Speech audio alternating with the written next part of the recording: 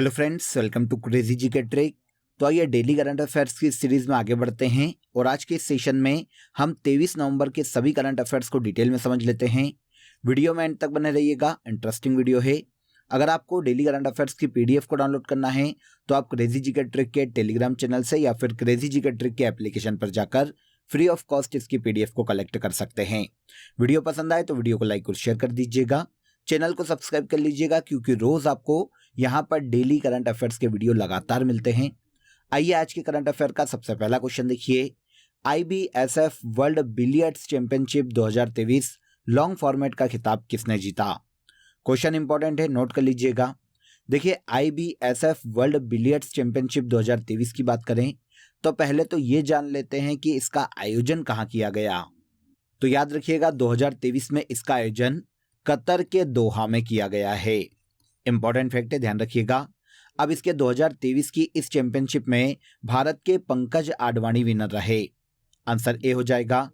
Qatar की राजधानी दोहा में आयोजित IBSF world billiards championship 2023 long format में भारत के खिलाड़ी पंकज आडवाणी ने भारत के ही देखिए सौरभ कोठारी को हराकर ये चैंपियनशिप अपने नाम की है।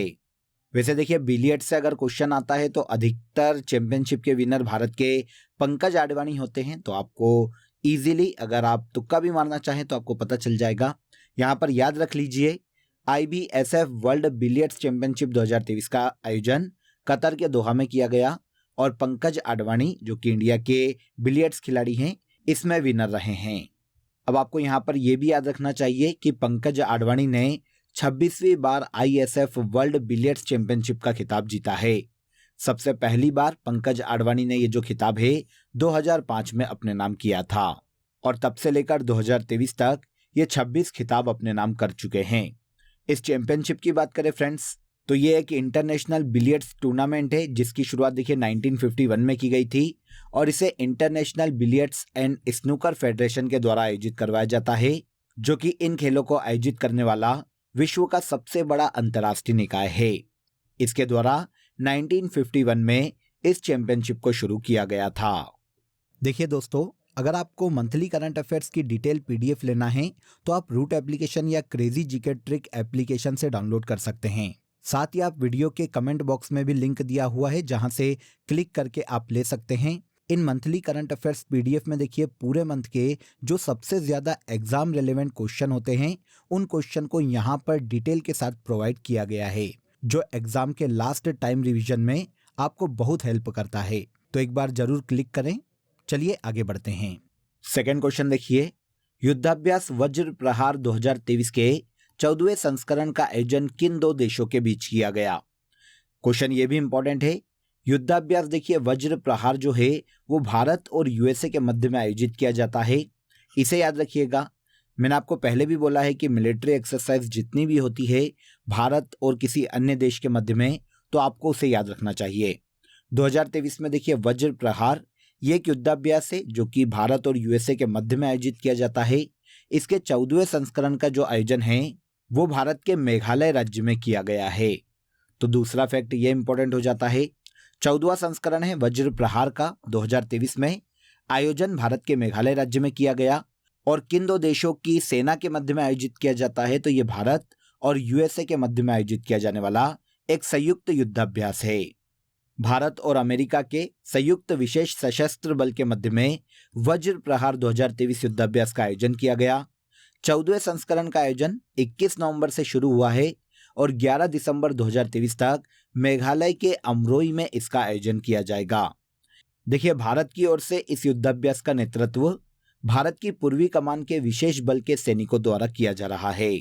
अब जैसा कि अभी हमने बात की कि 2023 में यह वज्र प्रहार का 14वां संस्करण है। सबसे पहली बार इसकी शुरुआत 2010 में की गई थी और लास्ट ईयर 2022 में इसके 13वें संस्करण का आयोजन भारत के हिमाचल प्रदेश के बकलो में किया गया और अब 2023 में इसका आयोजन मेघालय के अमरोई में किया गया है। भारत और अमेरिकी सेना के मध्य में आपसी सहयोग को मजबूत करना, डिफेंस स्ट्रेटेजी को साझा करना इस युद्धाभ्यास को आयोजित किए जाने का मुख्य उद्देश्य है। अब देखिए, ये तो बात हो गई भारत और USA के मध्य में वज्र प्रहार मिलिट्री एक्सरसाइज की। इसके अलावा अगर हम भारत और USA के मध्य में अन्य मिलिट्री एक्सरसाइज की बात करें तो एक आपको याद रखना चाहिए टाइगर ट्रायम्फ एक्सरसाइज को, जो कि दोनों देशों के मध्य में मानवीय सहायता और आपदा राहत अभ्यास है। इसके अलावा कोप इंडिया को भी याद रखिएगा, ये भारत और यूएसए के मध्य में वायुसेना के मध्य में आयोजित किया जाने वाला युद्धाभ्यास है। तो टाइगर ट्रायम्फ, कोप इंडिया और वज्र प्रहार तीनों ही मिलिट्री एक्सरसाइज भारत और यूएसए के मध्य में आयोजित की जाती है।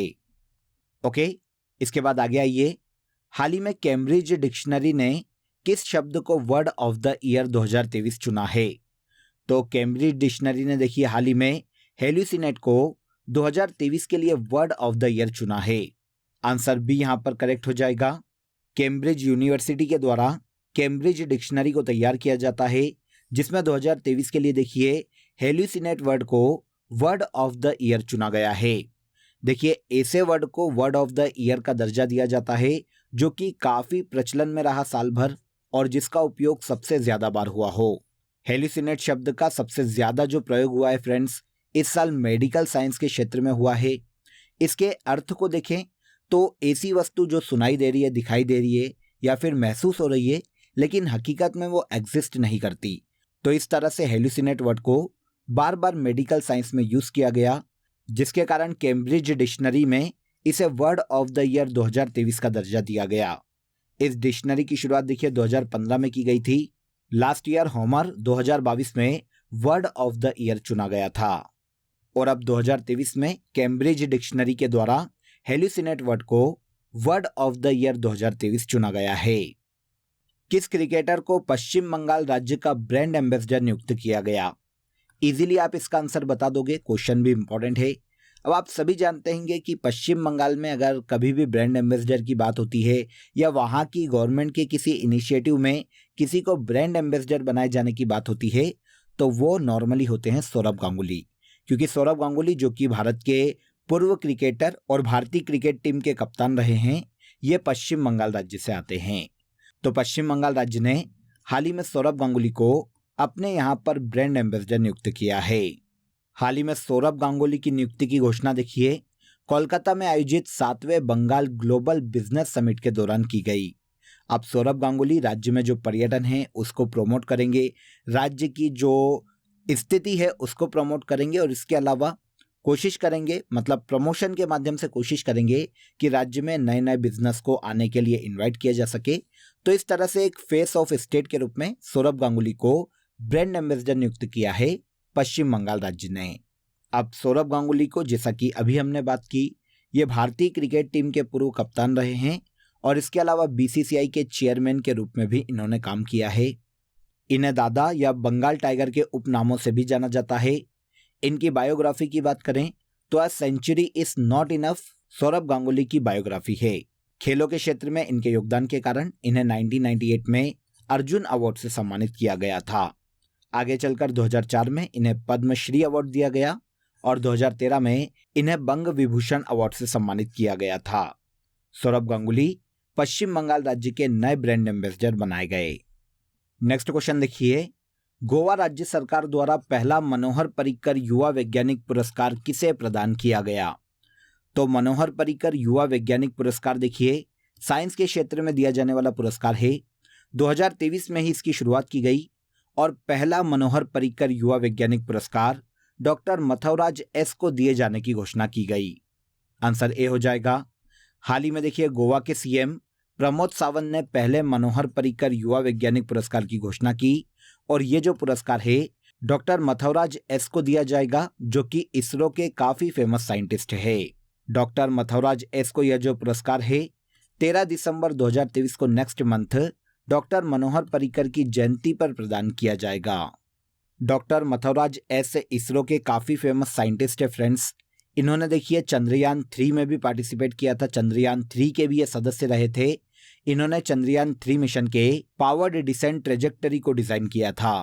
हाल ही में 2023 में गोवा सरकार के द्वारा डॉक्टर मथुराज एस को मनोहर पर्रिकर युवा वैज्ञानिक पुरस्कार दिए जाने की घोषणा की गई।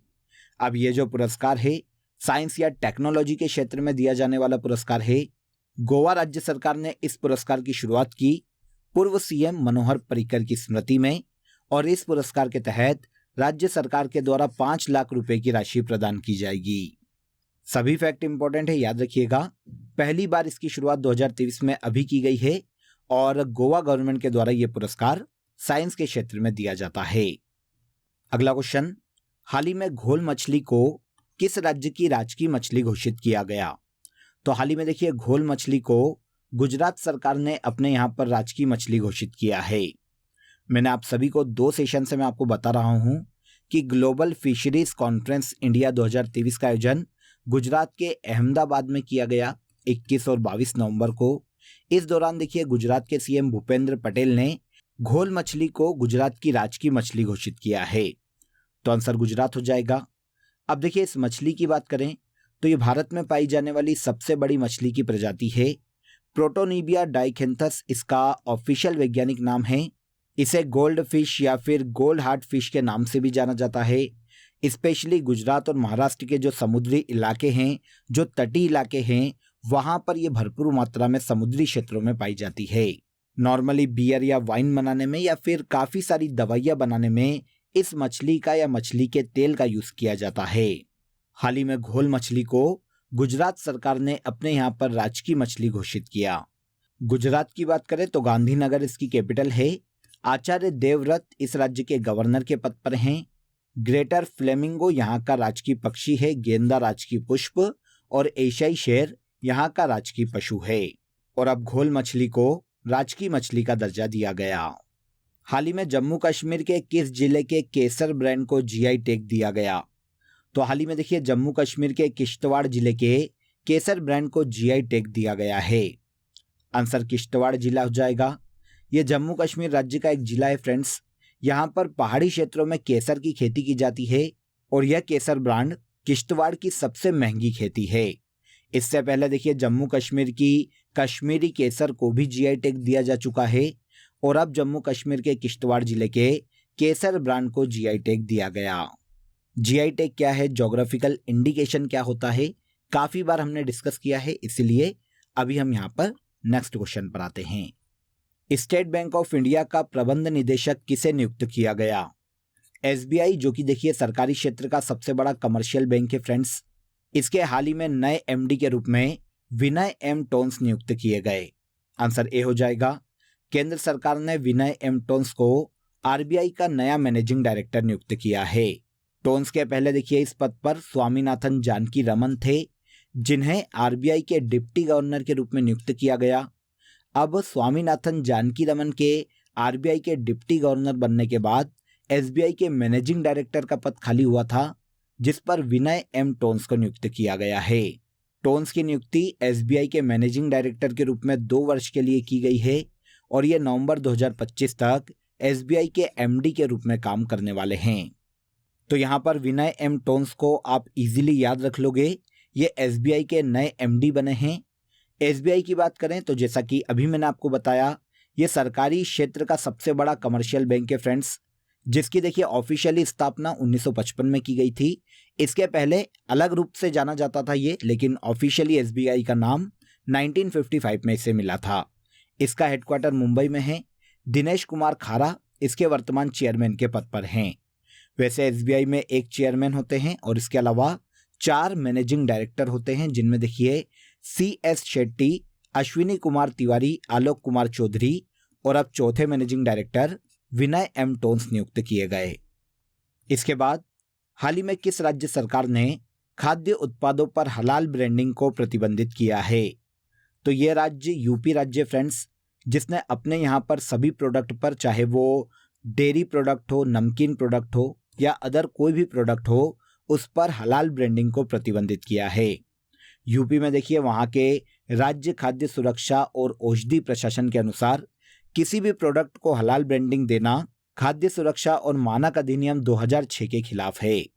औषधि प्रशासन का ये मानना है कि ये उपभोक्ताओं के मध्य में, कंज्यूमर के मध्य में एक भ्रम को पैदा करता है, जो कि इस अधिनियम के तहत एक दंडनीय अपराध है।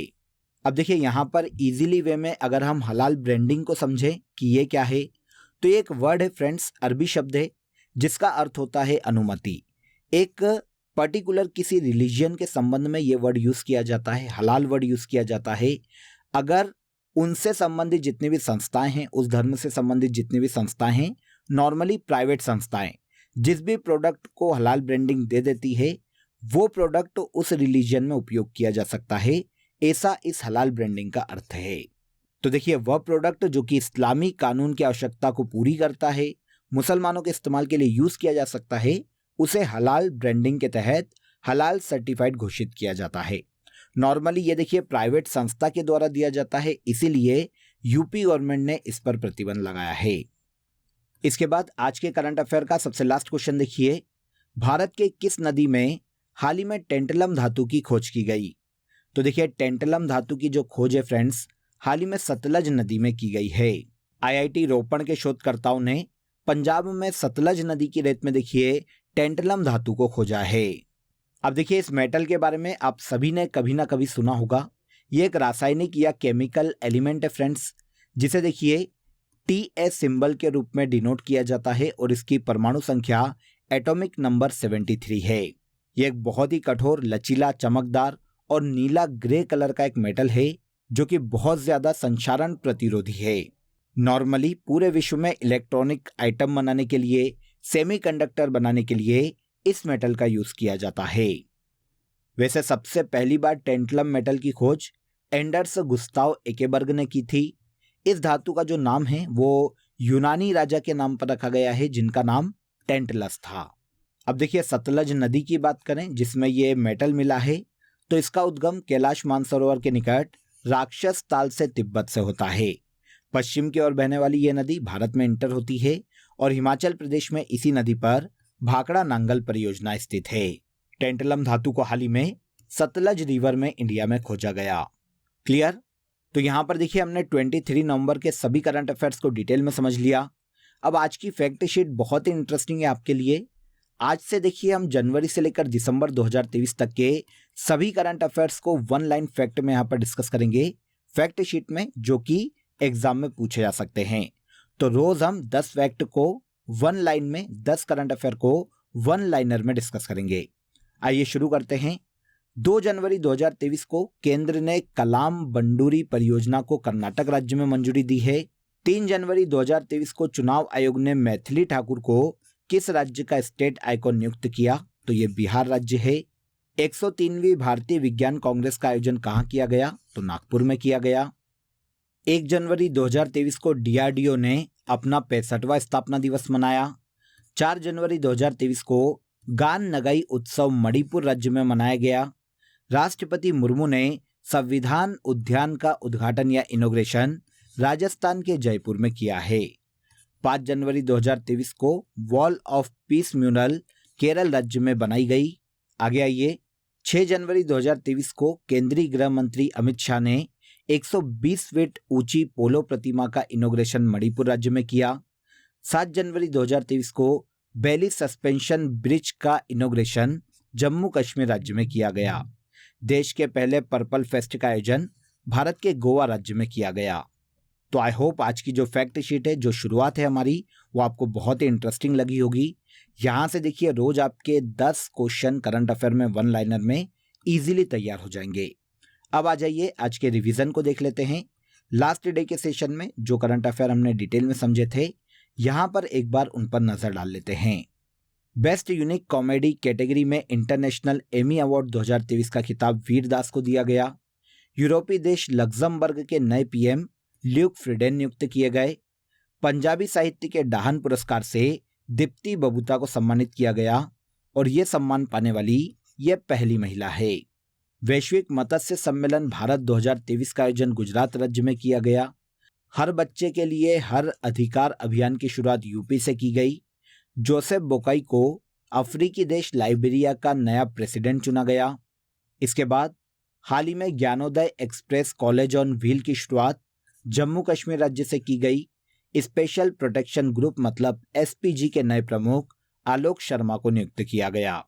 11वें अंतर्राष्ट्रीय पर्यटन मार्ट का आयोजन मेघालय राज्य में किया जा रहा है। और लास्ट देखिए, पद्म भूषण से सम्मानित डॉक्टर एस बद्रीनाथ का हाल ही में निधन हो गया। इन्हें 1999 में पद्म भूषण से सम्मानित किया गया था। ये सभी ऐसे करंट अफेयर हैं फ्रेंड्स जिन्हें हमने लास्ट डे के सेशन में डिटेल में समझा था।